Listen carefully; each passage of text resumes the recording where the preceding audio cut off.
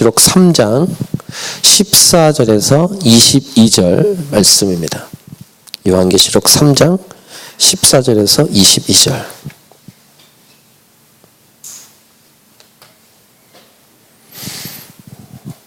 자, 우리 같이 요한계시록 3장 14절에서 22절을 먼저 같이 읽도록 하겠습니다.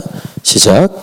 라오디게아 교회의 사자에게 편지하라. 아멘이시요 충성되고 참된 증인이시요 하나님의 창조의 근본이신 이가 이르시되 내가 네 행위를 아노니 네가 차지도 아니하고 뜨겁지도 아니하도다. 네가 차든지 뜨겁든지 하기를 원하노라. 네가 이같이 미지근하여 뜨겁지도 아니하고 차지도 아니하니 내 입에서 너를 토하여 버리리라.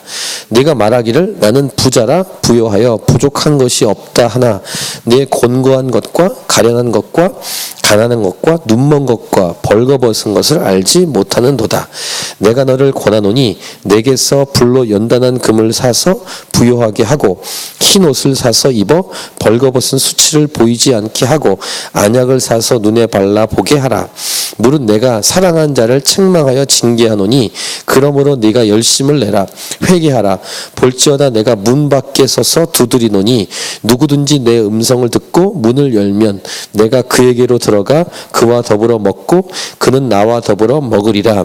이기는 그에게는 내가 내 보좌에 함께 앉게 하여 주기를 내가 이기고 아버지 보좌에 함께 앉은 것과 같이 하리라. 귀 있는 자는 성령이 교회들에게 하시는 말씀을 들을지어다. 아멘. 이제 우린 요한계시록에 나오는 7교회 중에 마지막 교회 라오디게아 교회를 묵상합니다. 7교회 이름 에서보드 사빌라 이거 다 외우고 기억하시면 되겠습니다. 지난 그 에베소 교회부터 오늘까지 7교회 이 말씀을 가지고 제가 제목을 붙인 이 제목만 한번 쫙 읊어보겠습니다. 좀 그 포인트가 될 수 있기 때문에 에베소 교회는 첫사랑을 회복해야 하는 교회 이렇게 제목을 붙였습니다. 서머나 교회는 하나님께 죽도록 충성하여 승리하는 교회. 버가모 교회는 주님이 싫어하는 것을 잘라내어 버려야 하는 교회. 두아디라 교회는 용납할 것과 타협하지 말아야 할 것을 구별할 줄 아는 교회. 사대 교회는 행위로 살아있음이 증명되는 교회. 빌라델피아 교회는 적은 능력을 가지고도 하나님의 말씀을 지킨 교회. 그리고 오늘 라오디게아 교회는 가장 중요한 것을 잃어버려 결국 다 잃어버린 교회. 이게 제목이기도 합니다. 그 교회가 그렇다는 것도 되지만 우리가 어떤 걸 본받아야 될지 초점을 살렸기 때문에 그 교회는 그렇게 하지 않았기 때문에 책망을 받았고 우리는 그래서 이것을 역으로 이렇게 하겠다라는 교훈을 삼아야 되는 제목으로 이렇게 7개를 붙여보았습니다. 라오디게아 지역에 대한 지식과 많은 정보를 들어보셨겠지만 일단 부요한 지역이라고 합니다.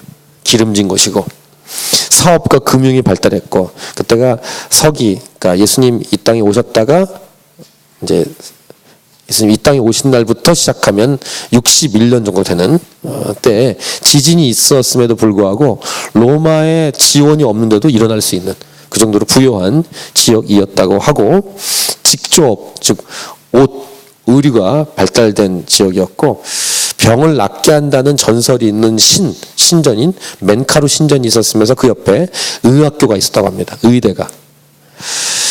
실제로 거기 약이 나는데 귀에 관한 약, 그 다음에 눈에 관한 약도 있었던 그런 생성되는 곳이었습니다.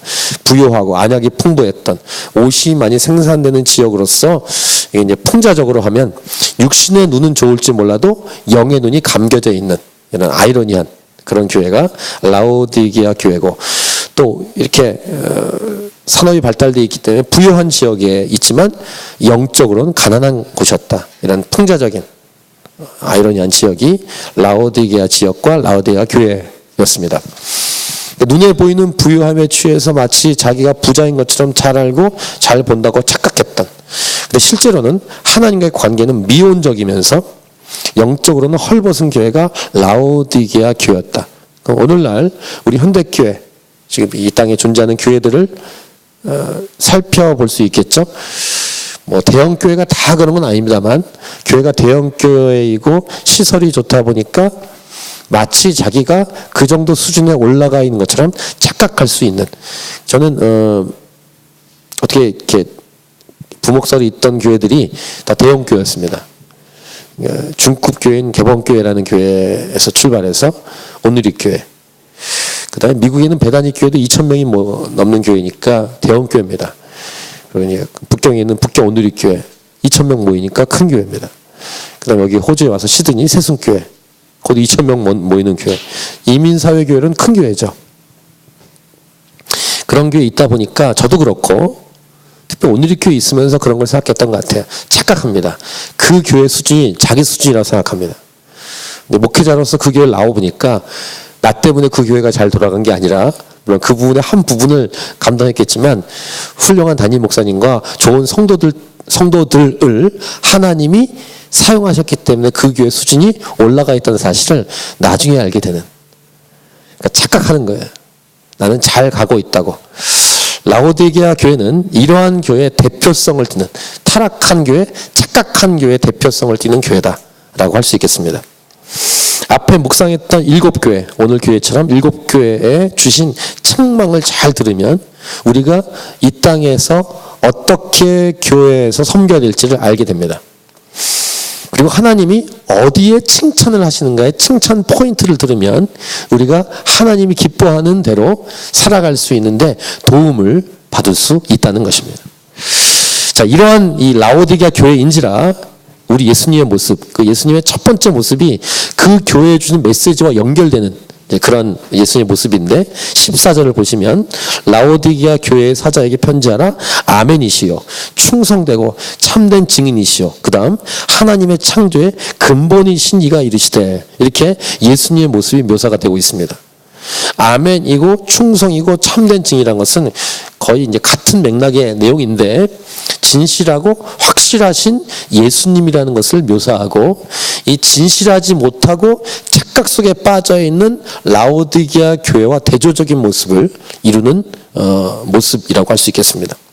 또 하나, 하나님의 창조의 근본이라고 이렇게 예수님을 묘사했는데, 이 말은 뭐냐면 라오디게아 교회는 그래서 재창조가 필요했다는 것입니다. 다시 시작해야 돼요. 다 무너뜨리고. 이게 라오디게아 교회의 수준이었습니다. 새롭게 태어나야 할 교회였다. 이제 우리 예수님의, 우리 이제 요한계시록 말씀에서 자주 듣는 메시지 중에 하나인 예수님의 음성을 라오디게아 교회를 통해 듣는데 15절 말씀입니다. 유명한 표현이죠. 같이 읽겠습니다. 시작. 내가 네 행위를 아노니 네가 차지도 아니하고 뜨겁지도 아니하도다. 네가 차든지 뜨겁든지 하기를 원하노라. 이렇게 라오디게아 교회에게 말씀하셨습니다. 미온적인 교회, 미지근한 교회, 열심이 없는 교회, 차지도 않고 뜨겁지도 않는 교회. 우리가 첫 교회인 에베소 교회를 묵상할 때도 처음 사랑을 잃어버렸다, 이런 책망을 에베소 교회가 들었는데, 오늘 마지막 7번째 교회 라오디게아 교회도 열정에 관한 메시지, 열정 회복에 관한 말씀을 주고 있죠. 왜 열정이 사라졌을까? 패션, 일단 편하기 때문입니다. 경각심이나 사명감이 사라져버릴 수밖에 없을 정도로 도전이 없는 상황과 거기에 이렇게 묻혀버린 교회였다는 것입니다. 편한 것. 교회는 이 땅을 살아가는 동안은 거룩한 긴장감이 어느 정도 필요합니다. 도전이. 완전한 안식에, 그러니까 저 천국에 들어갈 때까지는 도전 정신이 필요해요. 여기 이제 교회라고 할 땐 저와 여러분이 늘 긴장 가운데 살아가자, 이 말은 아니지만 다른 표현으로 말하면 깨어 있어야 된다는 것입니다. 졸지 말고 잠자지 말고. 우리는 지금 전쟁터에 살고 있습니다. 이것을 영적 전투라고 부릅니다. 영적 전투 가운데 있기 때문에 영적인 긴장감, 영적인 깨어남, 깨어있음이 필요합니다.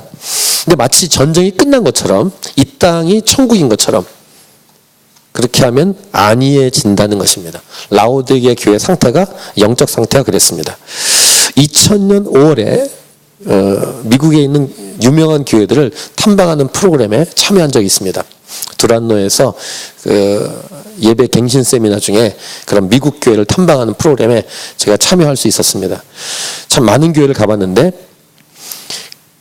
제가 느낀 것은 깨어있는 살아있는 교회가 있고 제가 보기에도 죽어있는 교회가 있습니다.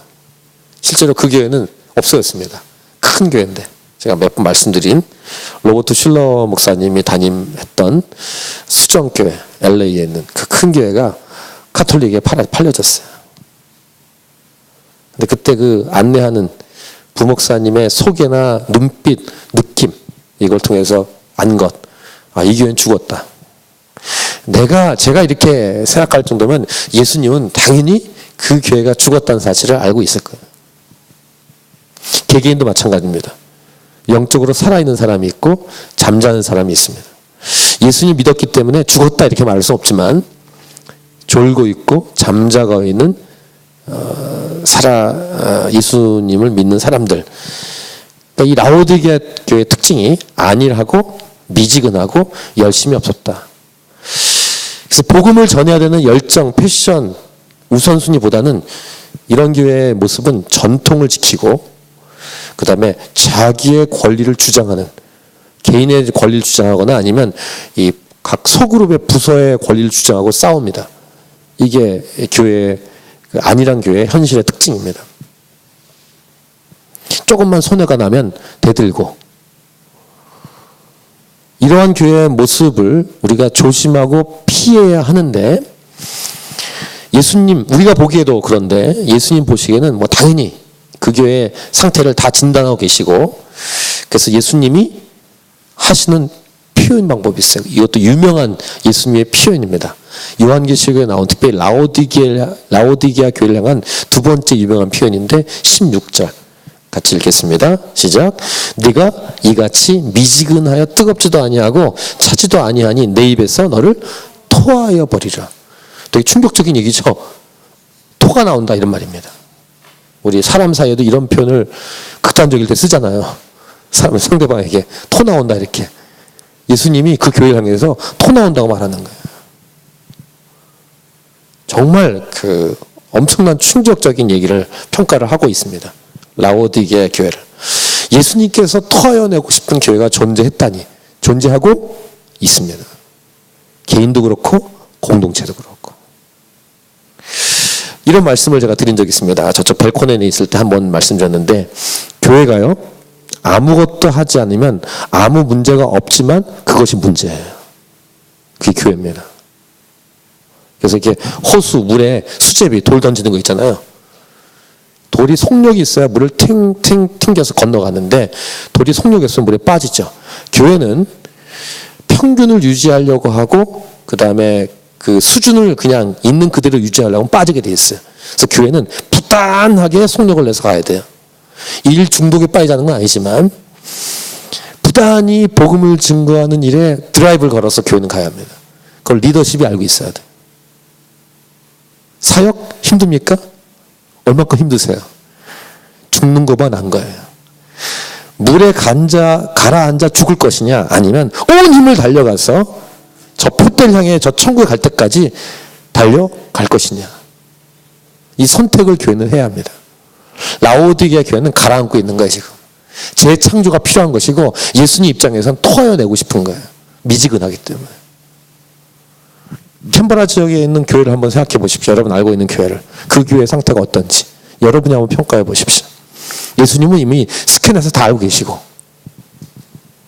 또 개인을 보십시다. 크리스천이라 불려지는 자기 자신의 상태, 영적 상태가 어떤지. 안일한 상태로 빠지고 있으면 이미 죽은 거예요. 아니 죽었다고 말하지 않지만 잠들고 있는 것이고 졸고 있는 것이며 예수님은 토하여내고 싶은 거예요. 그런 개인으로 살 것이냐 그런 공동체로 유지만 할 것이냐 아니면 달려갈 것이냐. 자, 사도 바울의 저 유명한 말씀을 보십시오. 두 군데 말씀을 보겠습니다. 빌립보서 3장 12부터 14절. 우리 새벽기도 때 빌립보서 말씀 묵상한 적 있죠? 감옥 안에 있는 사도 바울이 이렇게 얘기하고 있는 거예요. 빌립보서 3장 12부터 14절 같이 읽습니다. 시작. 내가 이미 얻었다함도 아니요 온전히 이루었다함도 아니라 오직 내가 그리스도 예수께 잡힌 바 된 그것을 잡으려고 달려가노라. 형제들아 나는 아직 내가 잡은 줄로 여기지 아니하고 오직 한 일직 뒤에 있는 것을 잊어버리고 앞에 있는 것을 잡으려고 14절 때를 향하여 그리스도 예수 안에서 하나님 위해서 부르신 부름의 상을 위하여 달려가노라. 그래서 이 땅을 살아가는 동안은 멈출 수 없는 거예요. can't not stop. can not stop. 뭐 이런 주제로 오늘 교회에서 청소년 집회 주제를 했었습니다.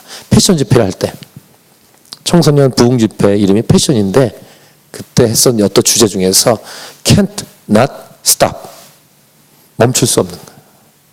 교회가 이 땅에서는 멈출 수 없이 계속 달려가야 돼요. 자, 사도 바울이 이렇게 되겠습니다. 이제 헌신하면서 결국 죽을 수 있는 감옥에 들어갈 수밖에 없는 복음을 전하다가 그런 상황을 이미 다 알고 있는데도 이렇게 헌신하는 사도행전 20장 23, 24절이에요. 아주 유명한 편이죠. 이 빌립보 3장의 이 말씀과 함께 아주 유명한 사도 바울의 고백입니다. 오직 성령이 각성해서 내게 증언하여 결박과 환난이 나를 기다린다 하시나. 성령께서 이미 말씀하시는 거예요. 너 이제 붙잡히고 결박당하고 환난 당한다. 가지 말라고 말씀하신 건 아니고 그렇게 될 거다라고 성령께서 이미 말씀하셔서 다 알고 있는데 사도 바울이 이렇게 유명한 고백을 하죠. 사도행전 20장 24절 같이 읽겠습니다. 시작. 내가 달려갈 길과 주 예수께 받은 사명 곧 하나님의 은혜의 복음을 증언하기를 마치려 하면은 나의 생명조차 조금도 귀한 것으로 여기지 아니하노라. 아주 유명한 사도 바울의 고백입니다. 이 부분은 우리 금요일 예배 때 다시 한번 다루겠습니다. 이 부분을. 근데 라오디게아 교회의 본인의 착각을 한번 들어보십시오. 17절. 네가 말하기를 나는 부자라 부여하여 부족한 것이 없다 하나 네 곤고한 것과 가련한 것과 가난한 것과 눈먼 것과 벌거벗은 것을 알지 못하는 도다 라고 예수님이 평가를 분명히 하십니다. 이게 라오디게아 교회의 수준이었어요. 착각이었습니다. 그럼 어떻게 할 것인가? 예수님은 이제 조치, 이거를 회복할 수 있는 조치를 말씀하십니다. 치유받고 회복될 수 있는 비결을 예수님 말씀하시는데 18절 내가 너를 권하노니 내게서 그러니까 나에게서 예수님에게서 첫 번째 불로 연단한 금을 사서 부여하게 하고 두 번째 흰옷을 사서 입어 벌거벗은 수치를 보이지 않게 하고 세 번째 안약을 사서 눈에 발라보게 하라. 이렇게 세 가지의 조치를 말씀하십니다. 이 세 가지 불로 연단한 금을 사라. 그래서 부유하게 하라. 두 번째, 흰옷을 사라. 그래서 입어 벌거벗은 수치를 보이지 않게 하라. 세 번째, 안약을 사라. 그래서 눈에 발라보게 하라. 이 말씀은 앞에 착각하고 있는 라오디게아 교회의 말과 연결된 예수님의 조치죠. 일단 가능하다는 거예요. 그래서 불로 연단한 금을 사라는 거예요. 두 번째, 너 벌거벗고 있다는 거예요. 흰옷을 입어라. 세 번째, 너 눈 멀었다. 안약을 발라라. 이렇게 세 가지를 얘기했어요. 이 세 가지 조치의 공통점이 뭡니까? 예수님이 말씀하신 이 세 가지 이 조치 해주신 이 말씀의 공통점. 두 가지 공통점이 있는데요. 첫 번째, 모두 다 구입해야 돼요. 사야 됩니다. 이 말은 대가 지불이 필요하다는 것입니다. 대가 지불 얘기할 때 제가 제자도 얘기할 때 말씀드렸죠. 제자도의 두 가지. 대가 지불, 권리 포기. 이게 십자가 도예요. 제자도, 십자가의 도. 두 번째, 이 세 가지를 누구에게 삽니까? 예수님께. 다른 데 살 수가 없어요. 예수님께 구입해야 됩니다. 계속 또 묵상할 내용인데 다시 불로 연단한 금이란 뭘까요? 이것은 성경적으로 표현하면 믿음을 말합니다. 불로 연단한 금. 그래서 믿음을 얘기하고 믿음을 가지라라는 내용인데 좀 이따 설명하고요. 옷은 무엇을 의미합니까? 특별히 흰옷. 마태복음 말씀을 연결시킨다면 이 흰옷은 예수 그리스도를 상징합니다. 그래서 여러분 천국 잔치에 이렇게 초대받아서 왔는데 거룩한 예복을 입지 않는 사람을 이렇게 딱 집어서 이렇게 쫓아버리는 그 예화를 기억하시죠? 예수 그리스도를 옷 입지 않으면 쫓아내버립니다. 세 번째, 안약은 뭘까요? 성경에서 눈이 멀었다고 하는 이것은 다른 거를 보지 못하는 게 아니라 예수님을 볼 수 없는 눈을 말합니다. 이것을 영적 교만이라고 부르죠. 이거 관련된 말씀 하나 읽어보겠습니다. 요한복음 9장 41절. 우리 주일날 요한복음 묵상할 때 이 부분을 언급했었는데 예수께서 이르시되 너희가 맹인이 되었다라면 죄가 없으려니와 내가 맹인입니다 라고 이렇게 솔직히 말하면 죄가 없다. 근데 본다 하고 하니 그 죄가 그대로 있느니라. 이렇게 반어적인 표현으로 예수님 말씀하셨죠. 착각하고 있습니다. 난 눈이 멀지 않았다. 그렇기 때문에 눈이 멀었다라고 평가하시는 거예요, 예수님이. 그래서 안약을 발라라. 영적 교만을 말하는 것입니다. 그럼 이 세 가지의 공통점이 뭡니까? 회개예요, 회개. 회개하라. 정리하면 세 가지 정리하고 세 가지 묵상한 것을 공통과 연결시켜서 회개와 연결시키면 이것입니다. 믿음을 가지려면 예수님으로 옷을 입어야 합니다. 믿음의 주는 예수님이죠. 예수님 믿어야 믿음이 시작됩니다. 근데 예수님으로 옷을 입으려면 뭐 해야 됩니까? 죄가 회개돼야 돼요. 죄를 회개해야 하는 것입니다. 그래서 이 회개하라는 말을 그 다음에 19절에서 말씀해 주세요. 예수님이 친절하게 상징적으로 세 가지 조치를 말씀하신 다음에 19절에서 친절하게 회개하라고 말씀하십니다. 자, 19절 같이 읽겠습니다. 시작. 무릇 내가 사랑하는 자를 책망하여 징계하노니 그러므로 네가 열심을 내라 회개하라. 그렇죠? 이게 라오디게아의 지금 상태를 해결할 수 있는 방법이에요. 회개하라고. 그러니까 진정한 열심의 핵심은 무엇입니까? 회개로부터 시작합니다. 내 열심 말고 진짜 하나님 보시기에 정상적인 열심은 회개로부터 출발해요. 회개란 자기 마음대로 살아가는 것을 멈추고 하나님께서 원하시는 길로 가는 것이다라고 여러 번 말씀드렸어요. 그래서 유턴 이런 표현을 썼습니다. 진정한 회개가 진정한 열심을 냅니다. 자기 마음대로 살아간다고 해서 열심을 내는 게 아닙니다. 하나님 말씀에 겸손하게 순종함으로부터 열심을 낼 수 있게 됐어요. 그 출발은 회개예요. 자기 마음대로 가던 길을 스탑하고 하나님께서 원하시는 길로 가는 것이 회개니까. 근데 이 말씀을 묵상하다 보면은 아까 첫 번째 교회를 잠깐 소개했었는데 에베소 교회도 비슷한 말씀을 했어요.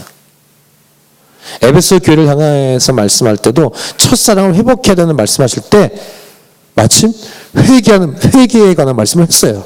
그래서 요한계시록 2장 우리 첫 교회로 우리가 묵상했던 몇 주 전에 했던 그 부분의 한 부분 4절 5절을 보면 이렇습니다. 그러나 너를 책망할 것이 있나니 너희 처음 사랑을 버렸느니라. 그 다음 그러므로 어디서 떨어졌는지를 생각하고 회개하여 처음 행위를 가지라. 만일 그리하지 아니하고 회개하지 아니하면 내가 네게 가서 네 촛대를 그 자리에서 옮기리라. 그러니까 회개의 내용은 회개의 진정성은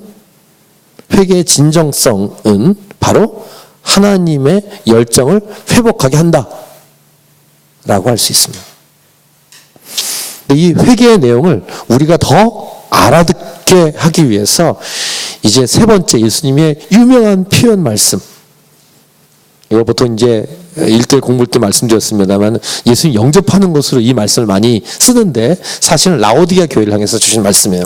어쨌든 이것도 회개니까 그 유명한 아주 유명한 말씀인 요한계시록 3장 20절 말씀이 그 다음에 등장하는 거예요. 자, 20절 같이 읽겠습니다. 시작. 볼지어다 내가 문 밖에 서서 두드리노니 누구든지 내 음성을 듣고 문을 열면 내가 그에게로 들어가 그와 더불어 먹고 그는 나와 더불어 먹으리라. 이 말씀으로 회개 얘기하신 다음에 바로 연결했어. 그래서 회개의 내용, 회개의 진정성이란 어떤 것인지를 우리가 이미지화를 잘 시켜주시기 위해서 20절 말씀으로 예수님이 말씀해 주신 거예요. 마치 이렇게 문이 닫혀 있었는데 문을 두들기신 예수님, 내 안에서 문을 열면 예수님이 들어오셔서 예수님과 교제하는 모습으로 회개의 내용을 설명해 주셨어요. 열정을 회복하는 길, 살 수 있는 길, 안약을 바르고 옷을 입고 불로 연단한 금을 사는 이런 상징적인 모습의 핵심 내용을 잘 설명할 수 있는 내용이 20절 내용이에요. 볼지어다 내가 문 밖에 서서 두드리노니 누구든지 내 음성을 듣고 문을 열면 내가 그에게 들어가 그와 더불어 먹고 그는 나와 더불어 먹으리라. 자기 멋대로 자기가 착각하며 살아갔던 라오디게아 교회에게 스탑, 회개해라, 열심을 내라.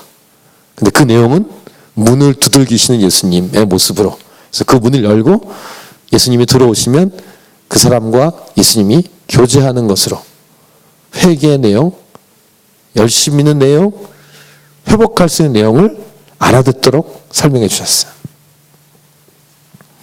오늘 설교 제목이 그래서 가장 중요한 것을 잃어버리면 결국에 다 잃어버리게 된다는 제목으로 정하게 된 거예요.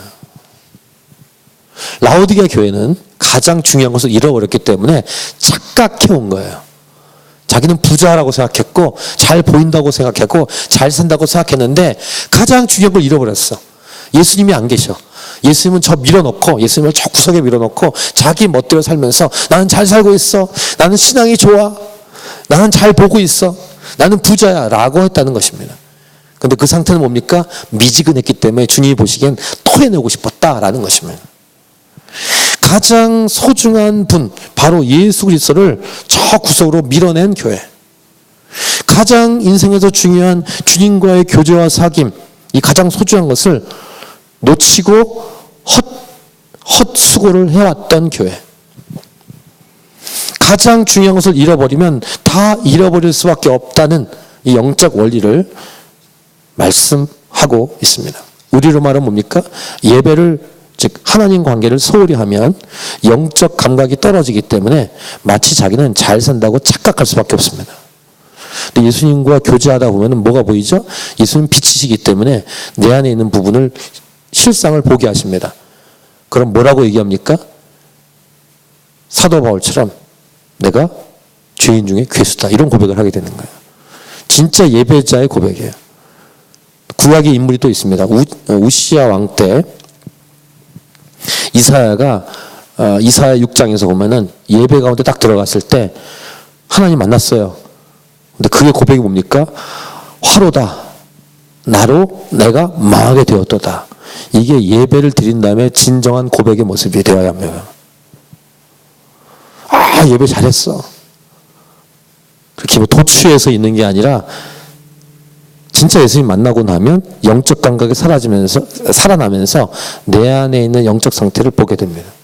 난 눈이 멀었습니다. 나는 죄인입니다. 이런 고백을 하게 되는 것이 정상적인 반응이라는 것입니다. 오늘 설교 제목, 가장 중요한 것을 잃어버려 결국 다 잃어버린 교회. 이거 역으로 가장 중요한 것을 잃지 않으면 모든 것을 다 누릴 수 있게 된다라는 것입니다. 이 비슷한 얘기를 예수님도 말씀하셨어요.